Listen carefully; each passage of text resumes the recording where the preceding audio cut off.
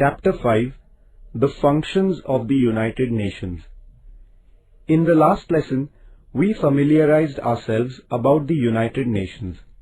In this lesson, we will study about the different ways adopted by this organization to establish international peace. We will also try to understand the achievement of the UN and India's participation in it. The Charter of the United Nations spells out the important methods of resolving the international conflicts. Accordingly, international disputes, conflicts and disagreements can be resolved by the two following methods. 1. Peaceful methods. The UN lays a special emphasis on resolving conflicts through peaceful methods. The UN expects that the nations that have disputes or disagreements would solve them through negotiations, mediation, or goodwill. 2. Method of direct action. If the issues are not resolved by peaceful means, then the UN uses the method of direct action.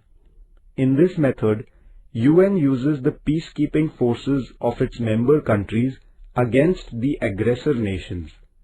However, this direct action is carried out on humanitarian grounds. The UN has carried out such humanitarian interventions in countries like Korea, Congo and Somalia to solve their problems.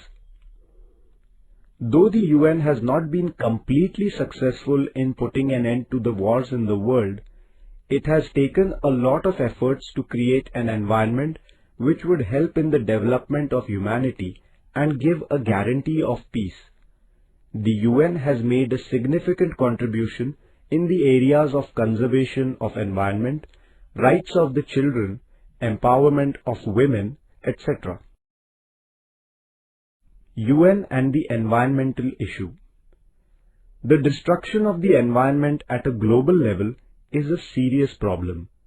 The UN has put forward many proposals for the protection of the environment. It has organized many important conferences to make the countries understand the seriousness of the issue, initiate a discussion amongst them, and solve the question through their cooperation. In 1972, a conference was organized at Stockholm, Sweden. This led to the finalization of the environmental program of the UN. Thereafter, an international commission was set up on development and environment. It put forward the concept of sustainable development. The organization of the Earth Summit in 1992 was another important step in the efforts for the protection of environment.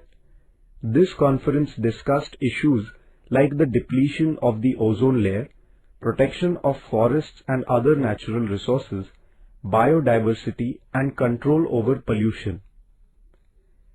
In the year 1997, an international agreement regarding environment was signed. This is known as the Kyoto Protocol. India accepted this agreement in 2002. She has also actively participated in all the efforts for environmental conservation at the global level.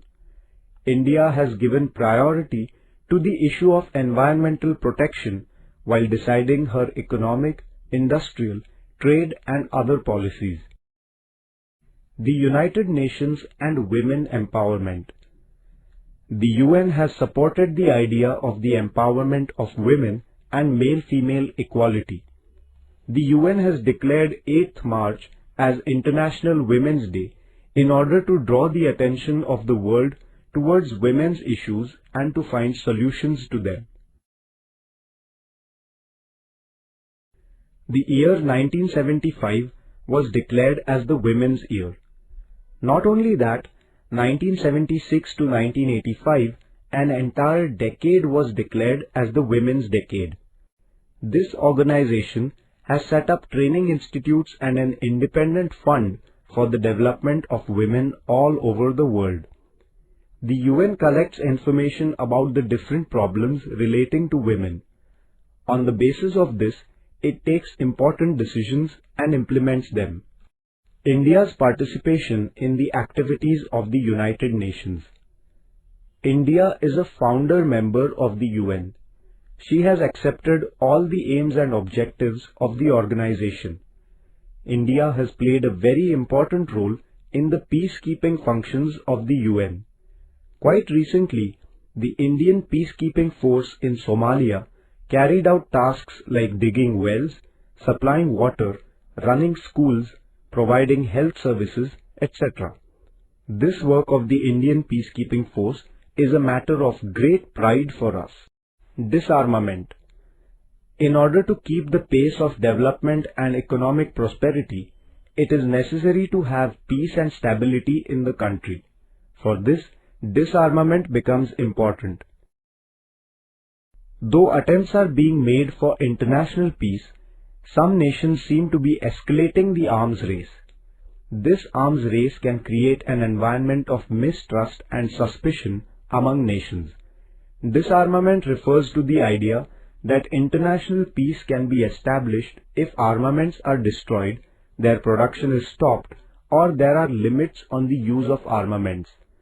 In 1959, the UN declared universal and comprehensive disarmament as its objective. India's policy of disarmament.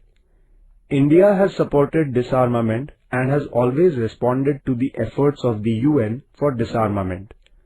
India has a principled opposition to nuclear weapons because the world faces the threat of a nuclear war. She has supported the policy of nuclear disarmament at the international level.